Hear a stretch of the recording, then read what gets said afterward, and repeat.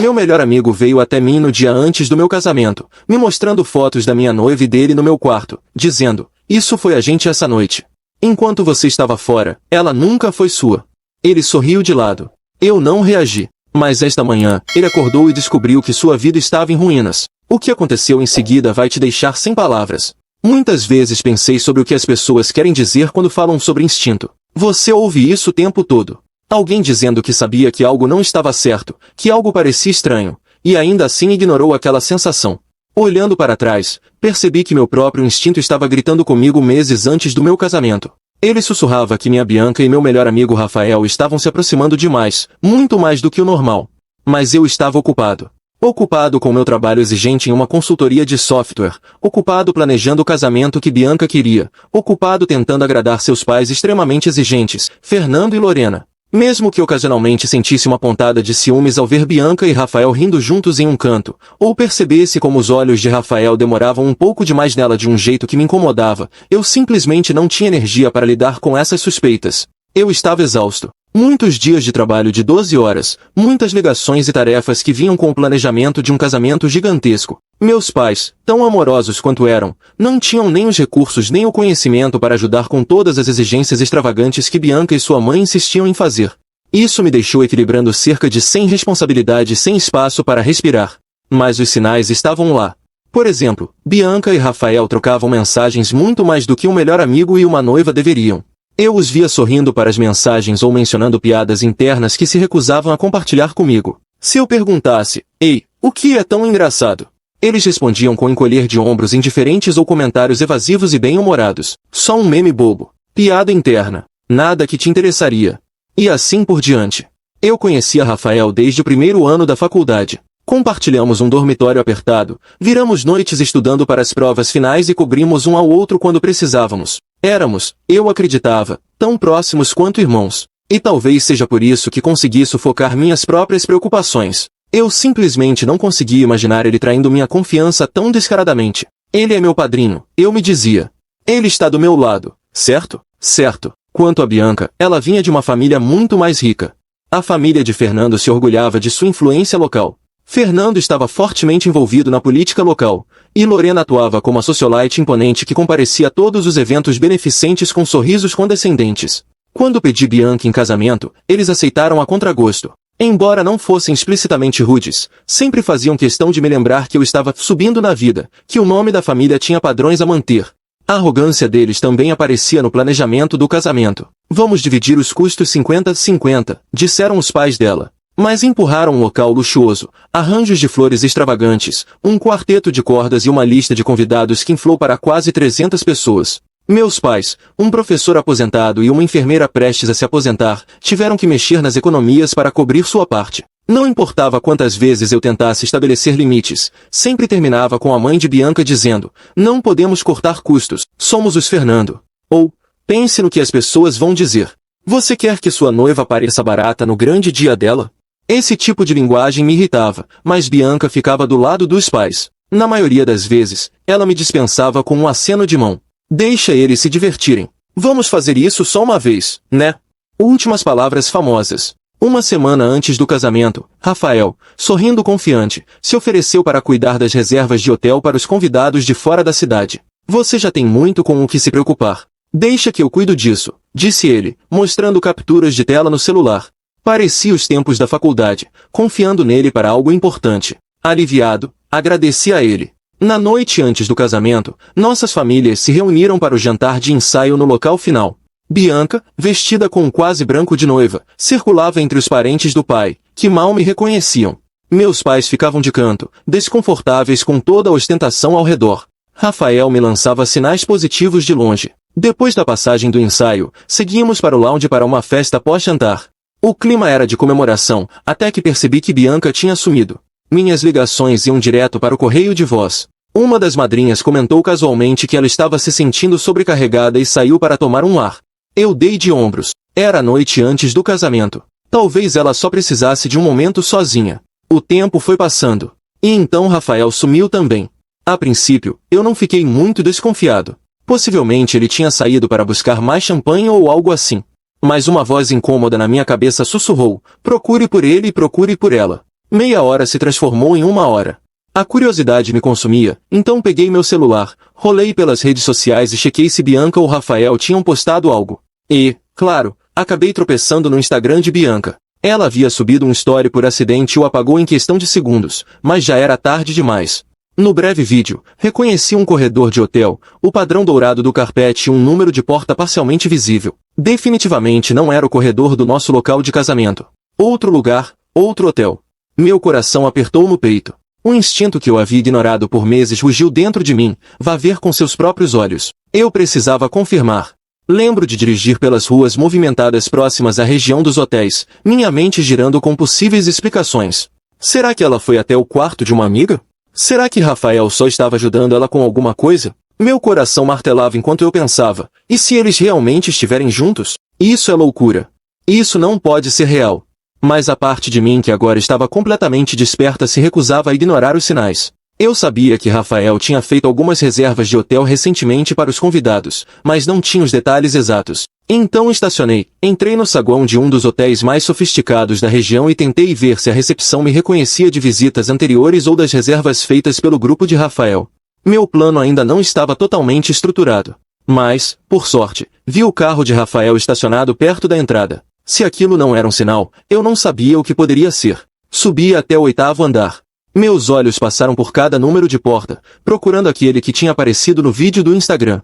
Quarto 846. 847. Meu coração batia acelerado. Cada passo ecoava no corredor silencioso. Lá fora, a noite era escura como o breu.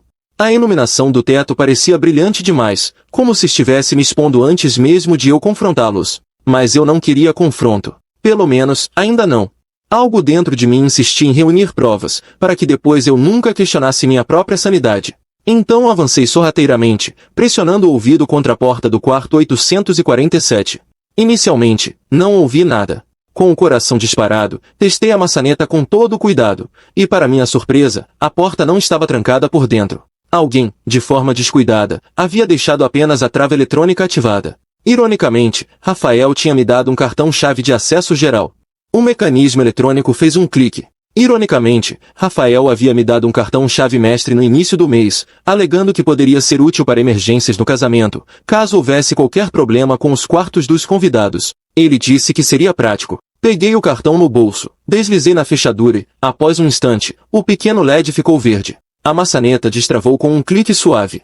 Eles mesmos me entregaram a arma. Para sua própria ruína, pensei. Meu estômago se revirou. Entrei silenciosamente. As luzes do quarto estavam baixas, sombras suaves dançando nas paredes. Ouvi um murmúrio íntimo e senti o sangue ferver. Lá, na enorme cama king size, Bianca estava entrelaçada com Rafael, ambos sem roupa, os cabelos dela completamente bagunçados. Ela estava deitada de lado nos lençóis macios, enquanto Rafael se inclinava sobre ela. Eles sussurravam algo que não conseguia entender completamente, mas o riso dela foi o suficiente. Era tudo o que eu precisava ver. Minha fúria explodiu de forma tão intensa que meus punhos se fecharam instintivamente. Queria xingá-los, arrancar Rafael da cama e espancá-lo por ousar fazer isso comigo. Mas uma parte fria e racional da minha mente me impediu. Não reaja. Pegue as provas. Me lembrei de que o casamento aconteceria em menos de 12 horas. Eu queria que eles subissem ao altar comigo, acreditando que tinham escapado ilesos, apenas para expor toda a farsa diante de todos, deixá-los pensar que estavam seguros. Com as mãos tremendo, peguei meu celular, ativei o modo de vídeo e aproximei o zoom. Meu polegar pairava sobre o botão de gravar. Sim, disse a mim mesmo. Você quer que eles vejam exatamente o que você pegou. Gravei alguns segundos deles na cama, capturando cada detalhe. O rosto de Bianca, a posição de Rafael, e o carimbo de data e hora no canto da tela. Eles não faziam ideia de que eu estava ali. Rafael sussurrou algo como ninguém nunca vai descobrir, seguido pelo riso baixo de Bianca. A câmera registrou tudo. Perfeito. Meu corpo inteiro tremia de ódio. Me obriguei a permanecer calado para que eles não percebessem. Nenhuma briga. Ainda não. Repeti esse mantra várias vezes, me segurando para não explodir. Quando tive provas suficientes, comecei a recuar cuidadosamente, ainda gravando. Fiz questão de captar cada detalhe humilhante com o microfone do celular. Fechei a porta tão silenciosamente quanto a havia aberto. Então, saí correndo, quase disparando pelo corredor em direção ao elevador. Sentia como se houvesse uma bomba amarrada ao meu peito, prestes a explodir no dia seguinte. Lá fora, o ar frio da noite me atingiu como um choque de água gelada. Meu coração martelava como se eu tivesse acabado de correr uma maratona. Ondas de fúria me consumiam, ameaçando se transformar em um grito ou um colapso. Eu apertava o celular na mão suada, segurando a prova digital da traição das pessoas em quem eu mais confiava. Levei alguns minutos para me acalmar, ajustei minha respiração até um ritmo mais controlado, então entrei no carro e dirigi sem rumo até encontrar uma lanchonete 24 horas. Lá, em uma cabine desgastada, revisei as filmagens sozinho. Não havia margem para dúvidas. Foi ali que as sementes do meu plano começaram a crescer. Se eles queriam me humilhar, tinham feito um ótimo trabalho.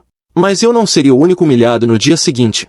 Não dormi naquela noite. Às 5 da manhã, já tinha tomado 3 xícaras de café, rabiscado notas para minha apresentação de casamento e mentalmente ensaiado como manipular a programação para garantir que eu tivesse controle do microfone e do projetor. O local da cerimônia oferecia equipamentos audiovisuais de última geração para exibir um slideshow com fotos da nossa infância e momentos especiais do relacionamento. Eu tinha selecionado tudo com cuidado, fotos de bebê da Bianca, imagens constrangedoras minhas na adolescência, registros de viagens juntos na praia. Tudo isso poderia ser substituído num piscar de olhos. Eu conhecia bem o sistema. Poderia mudar o conteúdo da apresentação para qualquer coisa que estivesse em um pendrive, um celular, qualquer fonte externa. Uma parte de mim hesitou, sabendo que eu estava prestes a exibir um momento privado, íntimo, mas então me lembrei do que tinham feito comigo. Na véspera do casamento. A crueldade da traição justificava, ao menos na minha cabeça, a intensidade da minha vingança. Ações têm consequências. Às 6h30, fui para o apartamento que Bianca e eu compartilhávamos havia quase um ano. Como já esperava, ela ainda não estava lá. Se achava que eu não sabia de nada, talvez tivesse voltado ao amanhecer, se esgueirado para o quarto de hóspedes e fingido que passou a noite com as amigas.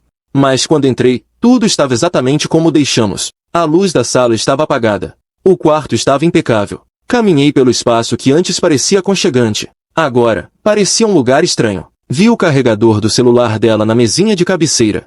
A caixinha com o anel de noivado que eu tinha dado ainda estava no aparador. O coração doeu, mas a raiva cresceu junto. Ela jogou fora tudo que construímos por um caso barato com meu melhor amigo. Coloquei o celular no modo silencioso e tentei descansar por 1 ou 2 horas, mas minha mente não parava. Por volta das 9 da manhã, Bianca finalmente apareceu. Ouvi o bip suave da fechadura eletrônica destravando. Fingi estar dormindo, esperando para ver se ela tentaria entrar de fininho. E, claro, seus passos foram leves, como se não quisesse me acordar e me fazer perguntar onde ela esteve. Ela nem sequer olhou para o quarto principal. Ouvi quando entrou no quarto de hóspedes, provavelmente para dar um jeito na aparência antes de vir me ver. Meia hora depois, saí do quarto fingindo um bocejo, como se tudo estivesse normal. Ela estava sentada no balcão da cozinha, cabelo arrumado, vestindo uma camiseta folgada e calça de moletom. Me deu um sorriso cansado. Bom dia, amor, disse ela. Dormi na casa de uma amiga ontem à noite. Foi muito vinho no jantar de ensaio. Você sabe como é. Eu sorri de volta, minha mente fervilhando com as lembranças do vídeo da noite anterior. Deve ter sido uma festa e tanto, respondi com calma. Só fico feliz que você esteja bem. Dei um rápido beijo em sua bochecha, resistindo a cada impulso de soltar algum comentário cruel. Seus olhos brilharam por um instante com um misto de alívio e talvez um pouco de cautela. Ela está tentando me ler. Percebi que, no fundo, ela devia estar preocupada que eu suspeitasse de algo, mas minha expressão não mostrava nada além de aceitação despreocupada. Quero que você pense que escapou dessa. Só precisava manter a farsa por mais algumas horas. O casamento estava marcado para o meio-dia, em uma luxuosa propriedade no Wentworth Country Estate, escolhida por seu prestígio. Meus pais chegaram às 10 da manhã, animados, sem ideia da tempestade que se armava nos bastidores. Os recebi com abraços vazios. Minha mãe sorria radiante em seu vestido em tons pastéis. Meu pai deu um tapinha nas minhas costas, provavelmente lembrando do garoto quieto que eu fui. Forçando um sorriso, disse que precisava ajustar alguns detalhes técnicos de última hora. Vejo vocês em breve. Bianca e suas madrinhas estavam ocupadas no quarto dela, preocupadas com cabelo e maquiagem. Rafael provavelmente estava na sala dos padrinhos, mas eu não tinha a menor intenção de procurá-lo. Que ele continuasse achando que eu ainda estava no escuro. Me esgueirei até a cabine de AV, que ficava no andar superior com vista para o salão principal. Tony, o técnico, fazia os testes no microfone e no projetor. Esse aqui é o noivo, Daniel, disse ele a um colega.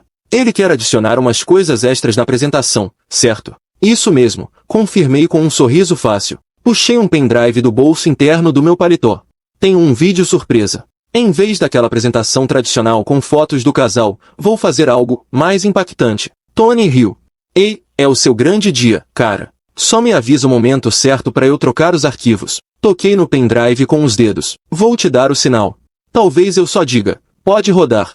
O tempo passou como um borrão enquanto eu me preparava para o momento que definiria não apenas aquele dia, mas o resto da minha vida, pelo menos era o que todos ali acreditavam. Cada movimento, cada detalhe, tudo era calculado. Eu ajustei a gravata no espelho, respirei fundo e olhei meu próprio reflexo. A expressão tranquila que eu via não condizia com o furacão que se agitava dentro de mim.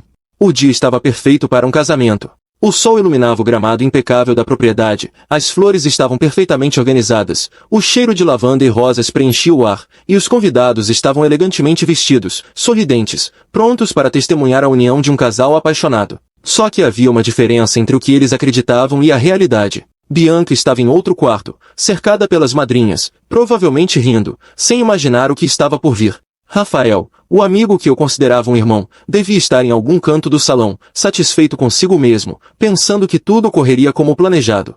Ambos acreditavam que aquele dia terminaria com uma noite de núpcias, com festa, champanhe e um futuro juntos. Mas o que realmente aconteceria estava muito longe disso. O maquiador terminava de ajeitar alguns detalhes no meu rosto. O cabeleireiro me perguntava se queria um retoque no penteado. Eu respondia com um aceno de cabeça, pouco me importando. Para qualquer um olhando de fora, eu parecia um noivo comum, talvez um pouco nervoso, como era de se esperar. Mas não era nervosismo, era antecipação. O relógio marcava 11h45, 15 minutos até o espetáculo começar. Os convidados foram se acomodando em seus assentos, e a música suave começou a tocar. Meus pais estavam na primeira fileira, ao lado dos pais de Bianca, que trocavam olhares cheios de orgulho. O casamento deles havia sido mais uma prova de status para a família dela, e eu fui apenas um personagem coadjuvante nesse teatro. O celebrante me fez um aceno. Estava na hora. Ajustei meu paletó e caminhei até o altar, sentindo todos os olhos sobre mim. Eu era o noivo perfeito, composto, elegante, pronto para um compromisso que, para todos os presentes, deveria durar a vida toda. Então, a música mudou. Todos se viraram para olhar a noiva. Bianca apareceu na entrada, deslumbrante no vestido branco rendado, com um buquê delicado em mãos, sorrindo de maneira angelical. O véu cobria levemente seu rosto, mas eu via seus olhos brilharem. Seu pai a acompanhava até o altar, e cada passo dela parecia ensaiado, como se estivesse caminhando para um conto de fadas. Se ela soubesse. Quando chegou ao altar, sorriu para mim, segurando minha mão. Seu toque estava quente. Ela parecia emocionada, e, por um momento, percebi que talvez ela realmente acreditasse na mentira que havia criado. Talvez, na cabeça dela, o que tinha feito com Rafael não fosse nada além de um deslize sem importância. O celebrante começou a cerimônia, falando sobre amor, compromisso e lealdade, palavras que, ironicamente, não significavam nada para Bianca. Eu apenas acenei de forma automática, minha mente fixada no momento certo para puxar o gatilho. Então chegou a hora dos votos. Bianca me olhou com expectativa, sorrindo. Ela achava que ouviria palavras doces, uma declaração de amor arrebatadora na frente de todos. Respirei fundo. Olhei para ela, então para os convidados, e comecei. Hoje, diante de todos vocês, eu quero falar sobre amor. O amor verdadeiro. Aquele amor que é construído sobre confiança, respeito e entrega mútua. Porque sem essas coisas, um relacionamento não passa de uma mentira. Senti Bianca apertar levemente minha mão, talvez surpresa com o tom do meu discurso. Continuei. Durante todo esse tempo, eu acreditei que Bianca era o amor da minha vida. Acreditei que estava construindo um futuro sólido ao lado dela, que estávamos prontos para dar esse grande passo juntos. Afinal, quando você ama alguém, você confia, certo? Você entrega seu coração, sua vida, suas esperanças. Você acredita que essa pessoa faria o mesmo por você. Os convidados sorriam, alguns suspiravam, achando que eu estava prestes a dizer algo emocionante. Mas às vezes, a realidade é diferente. Às vezes, você descobre que o amor nem sempre é recíproco, e que, por trás de um sorriso, pode existir uma traição. E eu sei disso porque eu vi com meus próprios olhos. Bianca piscou, confusa. Sua expressão começou a mudar. O primeiro sinal de pânico apareceu em seu olhar. Apertei os lábios e olhei para Tony, o técnico de AV. Com um leve aceno de cabeça, dei o sinal.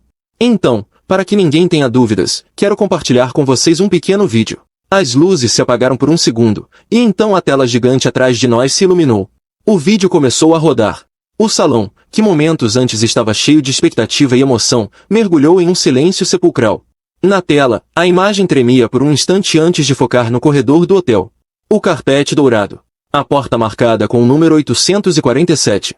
Então, a imagem cortou para o interior do quarto, onde Bianca e Rafael estavam juntos, entrelaçados, sussurrando um para o outro. O riso de Bianca preencheu o salão, mas dessa vez não havia alegria nos rostos dos presentes, apenas choque, incredulidade e desgosto.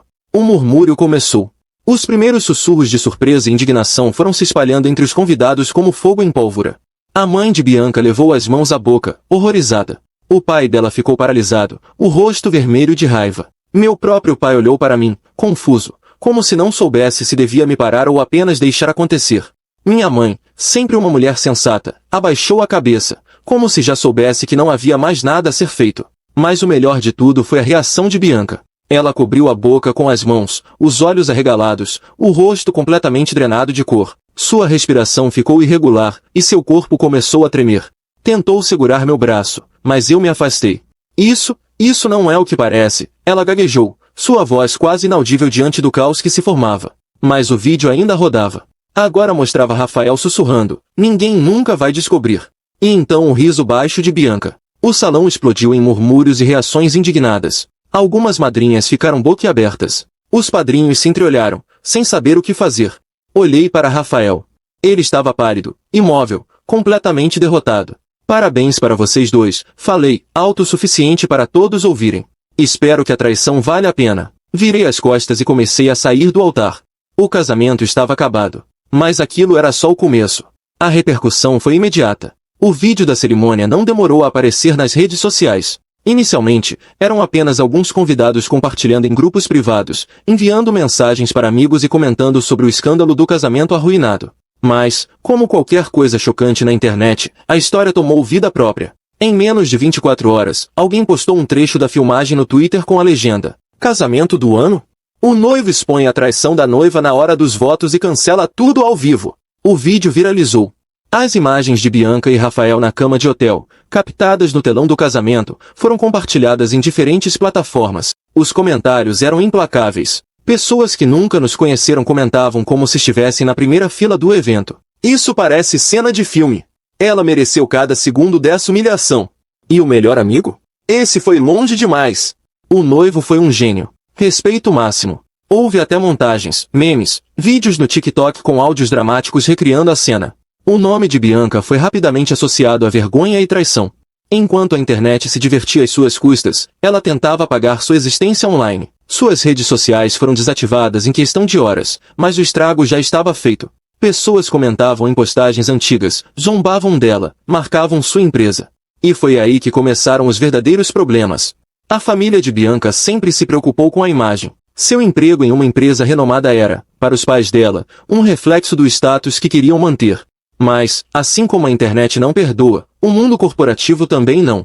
Na segunda-feira seguinte ao casamento desastroso, Bianca foi chamada para uma reunião na empresa. Nenhum aviso prévio, nenhuma explicação. Apenas um e-mail seco pedindo que ela comparecesse à diretoria.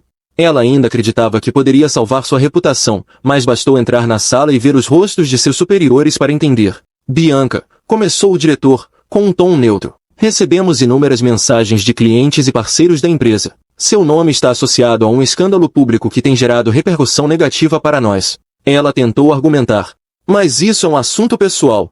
Não quando impacta a imagem da empresa. Não podemos manter uma funcionária envolvida em um escândalo dessa magnitude. Você será desligada imediatamente." Assim, com um único aviso, ela perdeu seu emprego. E eu? Diferente de Bianca, minha vida seguiu um rumo completamente diferente. Depois de sair do casamento, fui para um hotel. Passei a noite inteira sem dormir, revendo as mensagens, as notificações e os vídeos que explodiam na internet. Amigos me mandavam mensagens de apoio, desconhecidos me parabenizavam pela coragem. Nos dias seguintes, decidi que precisava de um recomeço de verdade. Peguei algumas malas e saí do apartamento que Bianca e eu compartilhávamos. Não havia mais nada lá para mim. Aluguei um novo lugar, um espaço só meu. Voltei a focar no trabalho, algo que havia deixado de lado nos últimos meses por causa do casamento.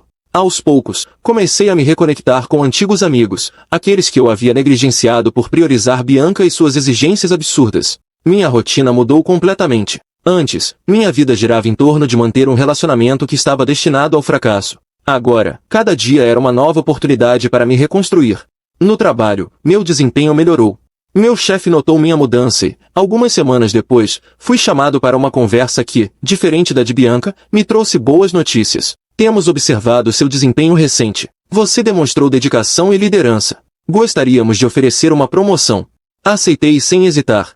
O que antes parecia o fim de tudo se tornou o início de algo muito melhor. Enquanto isso, Bianca tentava desesperadamente apagar seu passado. Ela ainda tinha um nome, mas agora, ao invés de estar associado ao prestígio e à sofisticação, ele se tornará sinônimo de traição. Ela passou a evitar sair de casa, temendo olhares e cochichos. Tentou conseguir um novo emprego, mas em cada entrevista, o passado voltava para assombrá-la. O recomeço veio para mim. Para ela, veio a ruína. E Rafael? Bem, ele desapareceu. Apagou suas redes sociais, evitava ser visto em público. Pelo que ouvi, sua carreira também foi impactada, pois trabalhava em um setor onde a imagem era tudo. Algumas semanas depois, soube que ele havia pedido demissão. Ninguém sabia ao certo para onde ele foi. Mas eu não me importava mais. Minha nova vida estava apenas começando. Houve um tempo em que eu pensava que tudo o que aconteceu comigo era apenas uma grande tragédia pessoal, um golpe de má sorte. Eu me perguntava por que o universo parecia ter decidido me humilhar daquela maneira, por que precisei passar por tudo aquilo para enxergar a verdade. Mas o tempo me ensinou que algumas quedas são necessárias, e algumas traições são bênçãos disfarçadas. Os primeiros meses depois do casamento desastroso foram intensos. Eu mergulhei no trabalho, no novo apartamento, na nova rotina. Tentava me convencer de que estava bem, que tudo aquilo era apenas uma fase da minha vida que eu iria superar sem olhar para trás. Mas, no fundo, havia algo que me corroía. Não era tristeza. Não era arrependimento. Era um misto de incredulidade e raiva silenciosa. Bianca tinha sido tudo para mim. E, em um instante, tornou-se um fantasma. Um nome que eu evitava pronunciar. Uma lembrança que eu enterrava sempre que possível. Só que o mundo não funciona assim. Você pode ignorar o passado por um tempo, mas ele sempre encontra um jeito de voltar. Foi em um dia comum, meses depois, que eu soube. Estava no trabalho quando um amigo me mandou uma mensagem. Algo simples, sem contexto, apenas um link para uma publicação e a frase: "Você viu isso?" Eu hesitei antes de abrir. Mas, quando cliquei, o choque foi instantâneo. Bianca estava grávida. Ou melhor, já tinha um filho. Demorei alguns segundos para processar aquilo. Não era uma notícia bombástica nas redes sociais, ninguém falava sobre isso publicamente como antes. Era apenas um post discreto, sem grandes alardes, como se ela tentasse viver uma vida normal longe dos holofotes. Mas o detalhe mais curioso? Ela estava sozinha. Não havia sinal do pai da criança. Nenhuma menção a um parceiro, nenhuma aliança, nenhuma foto de casal. Apenas Bianca e um bebê nos braços, tentando forçar um sorriso que não parecia natural. As perguntas vieram na minha mente antes que eu pudesse evitá-las. Rafael era o pai? Ele ainda estava por perto? As respostas chegaram rápido. Não, Rafael não estava. Aliás, Rafael praticamente sumiu. Depois da humilhação pública, ele abandonou tudo: o trabalho, os amigos, até a cidade. Alguns disseram que ele tentou reconstruir a vida em outro lugar, que estava tentando recomeçar sem carregar o peso do escândalo. Outros garantiam que ele afundou, sem rumo, sem coragem de encarar as consequências de seus atos. O que importava era que Bianca estava sozinha. Ela, que sempre foi rodeada de pessoas, que sempre fez questão de manter as aparências, agora era apenas uma mãe solteira tentando encontrar um novo caminho. E, por mais que eu quisesse dizer que não sentia nada ao ver aquilo, seria mentira. Não era amor. Não era saudade. Mas também não era apenas desprezo. Era uma mistura de indiferença e uma leve satisfação silenciosa. Porque agora, depois de tudo, eu estava melhor. Eu tinha recomeçado minha vida, longe dela, longe das mentiras, longe da farsa que vivi por tanto tempo. E Bianca, bem, ela estava apenas vivendo as consequências das escolhas que fez. O tempo passou. O escândalo, que um dia foi manchete na internet e alimentou fofocas sem fim, foi sendo esquecido, como acontece com todas as histórias que viralizam. A vida seguiu em frente. Eu segui em frente. Minha carreira estava estável, minha vida social se tornou muito mais saudável, e o peso daquela traição finalmente parecia algo distante, algo que já não ocupava mais tanto espaço na minha mente. Até que, um dia, o passado me encontrou de novo. Foi por acaso. Eu estava saindo de um café no centro quando a vi. Bianca. Ela estava sentada sozinha em uma das mesas perto da janela, segurando uma xícara de café enquanto tentava acalmar uma criança pequena no carrinho ao lado dela. Meu coração acelerou, mas não era mais raiva ou rancor. Era algo diferente, algo estranho. Ela não me viu de imediato. Parecia distraída, exausta. Seu cabelo estava preso de qualquer jeito, roupas simples, sem aquela preocupação com a aparência impecável que um dia fez parte de sua identidade. Eu deveria ter seguido meu caminho. Mas, em vez disso, algo me fez parar. Talvez fosse curiosidade. Talvez fosse aquele instinto humano de querer ver o que aconteceu com alguém que um dia foi importante. Ou talvez, no fundo, eu soubesse que ainda havia algo inacabado ali. Respirei fundo e entrei novamente no café. Ela olhou para cima no exato momento em que me aproximei. Por um instante, seu rosto congelou. Seus olhos se arregalaram ligeiramente, e pude ver a mistura de choque e vergonha estampada neles. Ela não esperava me ver. Oi, Bianca. Sua respiração vacilou, e ela apertou a alça do carrinho, como se precisasse de algo para se segurar. Oi? Sua voz era baixa, insegura. Houve um silêncio estranho. Um peso invisível pairava entre nós. Ela baixou o olhar para o café em suas mãos, como se tentasse decidir se deveria falar algo ou apenas fingir que esse encontro não estava acontecendo. Não esperava te ver por aqui, ela disse finalmente. Nem eu. Me sentei na cadeira à sua frente sem perguntar se podia. O bebê no carrinho se mexeu, soltando um som baixinho. Eu olhei para a criança. Ela percebeu. É meu filho, disse, como se precisasse justificar. Eu assenti. Ele é bonito, comentei, sem saber o que mais dizer. Ela riu de leve, mas não havia alegria no som. Era amarga, como se aquele riso carregasse anos de dor que ninguém viu. Você venceu, né? Sua voz saiu quase como um sussurro. Franzi a testa. Como assim? Ela ergueu os olhos e me olhou de verdade, pela primeira vez desde que entrei no café. Olha para você, disse, gesticulando com a mão. Bem vestido, seguro de si, seguindo sua vida como se nada tivesse acontecido. E olha para mim. Sua voz vacilou, e eu percebi que havia lágrimas ameaçando surgir em seus olhos, mas ela se recusava a deixá-las cair. Eu perdi tudo, sabia? Ela continuou, com um sorriso triste. Meu emprego. Minha reputação. Meus amigos. Até minha família virou as costas para mim. Não respondi. Eu sabia. Mas ouvir dela era diferente. Eu merecia ser exposta, admitiu, depois de um longo silêncio. Fiz algo imperdoável. Mas... Ela hesitou, olhando para a criança no carrinho. Mas eu não sabia que o castigo duraria para sempre. Engoli em seco. Por um momento, pensei em dizer que ela estava exagerando, que as coisas passam, que a vida continua. Mas algo no jeito que ela olhava para mim, no cansaço em seus olhos, me fez perceber que para ela, as coisas não tinham continuado. Elas tinham parado ali, naquele dia, na tela daquele casamento, onde tudo desmoronou. E foi ali, vendo-a naquele estado, que algo dentro de mim cedeu um pouco. Eu sempre me orgulhei da minha vingança. Sempre achei que fiz o que era certo. Mas agora, olhando para ela, uma mãe solteira tentando sobreviver, percebi que talvez eu tenha sido um pouco cruel demais. Bianca. Comecei, sem saber exatamente o que queria dizer. Não precisa, ela interrompeu.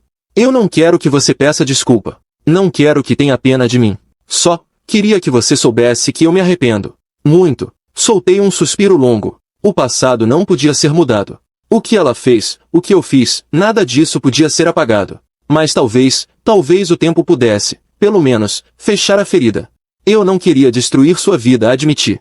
Ela soltou um riso fraco. Mas destruiu. Fiquei em silêncio. Pela primeira vez, vi Bianca como uma pessoa real, não como a vilã da minha história. Vi alguém que errou, que foi punida, mas que, no fim, ainda era humana. E, pela primeira vez, me perguntei se meu próprio ego não tinha me cegado para o impacto do que fiz.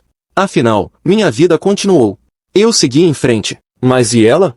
Espero que você consiga se reerguer, disse, finalmente. Ela piscou algumas vezes, surpresa. Acho que esperava que eu dissesse algo diferente. Obrigada, murmurou. Ficamos em silêncio por mais alguns segundos. Então, me levantei. Foi bom te ver, disse, sem saber se era verdade. Ela sentiu, abaixando o olhar para o filho novamente. Saí do café sem olhar para trás. Dessa vez, senti que era o verdadeiro fim daquela história. Mas, ao contrário do que imaginei um dia, não saí com a sensação de vitória. Apenas com um leve peso no peito. E com a certeza de que, no fim, todos nós pagamos um preço pelo que fazemos.